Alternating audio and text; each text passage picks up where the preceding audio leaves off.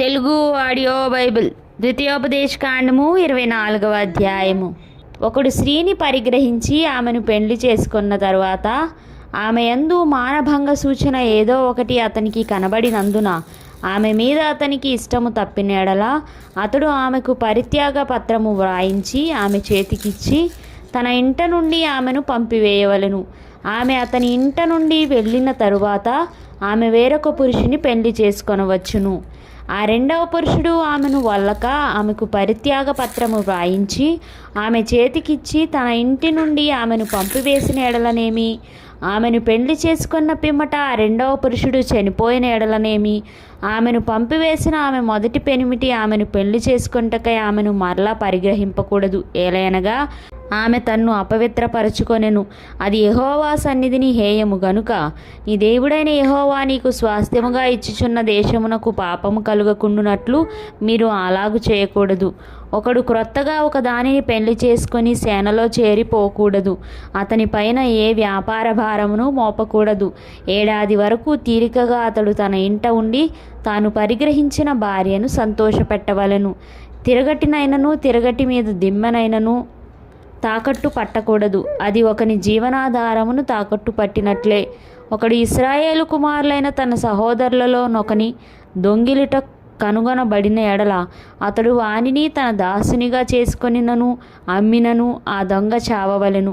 అలాగు చేసిన ఎడల ఆ చెడుతనమును మీ మధ్య నుండి పరిహరించుదురు. కుష్ఠరోగ విషయము యాజకులైన లేవీయులు మీకు బోధించు సమస్తమును చేయుటకు బహు జాగ్రత్తగా ఉండుడి. నేను వారికి ఆజ్ఞాపించినట్లు చేయుటకు మీరు జాగ్రత్తగా నుండుడి. మీరు ఐగుప్తులో నుండి వచ్చినప్పుడు త్రోవలో నీ దేవుడైన యెహోవా మిరియామునకు చేసిన దానిని జ్ఞాపకముంచుకొనుడి. నీ పొరుగువానికి ఏదైనాను నీవు ఎరువిచ్చిన ఎడల అతని యొద్ద తాకట్టు వస్తువు తీసుకొనుటకు అతని ఇంటికి వెళ్ళకూడదు. నీవు బయట నిలువవలను. నీవు ఎరువిచ్చినవాడు బయటనున్న నీ యొద్దకు ఆ తాకట్టు వస్తువుని తెచ్చి ఇచ్చును. ఆ మనుష్యుడు బీదవాడైన ఎడల నీవు అతని తాకట్టును ఉంచుకొని పండుకొనకూడదు. అతడు తన బట్టను వేసుకొని పండుకొని నిన్ను దీవించునట్లు సూర్యుడు అస్తమించినప్పుడు నిశ్చయముగా ఆ తాకట్టు వస్తువును అతనికి మరలా అప్పగింపవలెను. అది నీ దేవుడైన యెహోవా దృష్టికి నీకు నీతి అగును.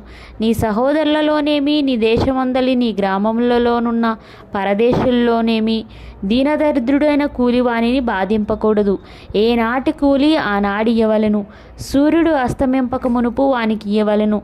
వాడు బీదవాడు గనుక దాని మీద ఆశ పెట్టుకొని ఉండును.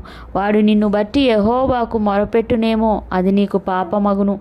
కుమారుల దోషమును బట్టి తండ్రులకు మరణశిక్ష విధింపకూడదు. తండ్రుల దోషమును బట్టి కుమారులకు మరణశిక్ష విధింపకూడదు. ఎవని పాపము నిమిత్తము వాడే మరణశిక్ష నొందును. పరదేశికే గాని తండ్రి లేని వానికే గాని న్యాయము తప్పి తీర్పు తీర్చకూడదు. విధవరాలి వస్త్రమును తాకట్టుగా తీసుకొనకూడదు.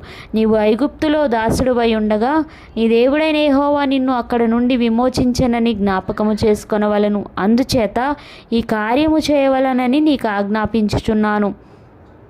నీ పొలములో నీ పంట కోయిచున్నప్పుడు పొలములో ఒక పన మరచిపోయిన ఎడల అది తెచ్చుకొనుటకు నీవు తిరిగిపోకూడదు. నీ దేవుడైన యెహోవా నీవు చేయు పనులన్నిటిలోనూ నిన్ను ఆశీర్వదించునట్లు అది పరదేశులకును తండ్రి లేని వారికిని విధవరాండ్రకును ఉండవలెను.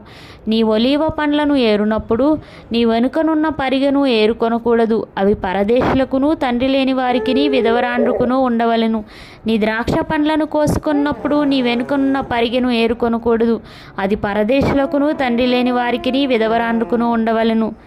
నీవు ఐగుప్తు దేశమందు దాసుడవై ఉంటివని జ్ఞాపకం చేసుకొనుము. అందుచేత ఈ కార్యము చేయవలనని నీకు ఆజ్ఞాపించుచున్నాను.